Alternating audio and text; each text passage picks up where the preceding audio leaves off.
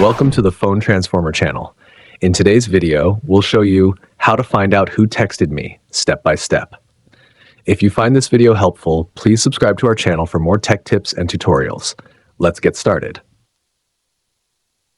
Step 1. First, open the Messages app on your Android phone. You can easily find it on your home screen or in the app drawer. This is where all your text messages are stored. Step 2. Once you're in the Messages app, you'll see a list of all your conversations. Navigate to the text message you received from the unknown sender.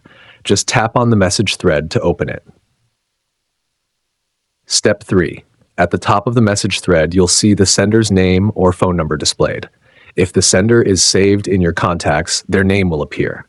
If not, you'll see the phone number instead. Step 4. If you want to view more details about the sender, press and hold the received message. After a few seconds, a menu will appear. Look for the three-dot icon at the top right corner and tap on it. Step 5. From the menu, locate the View Details option and select it. Here you'll be able to see all the details related to the message, including the sender's phone number, the recipient's information, the send date and time, and the receive date and time. And that's it. Now you know how to find out who texted you step by step.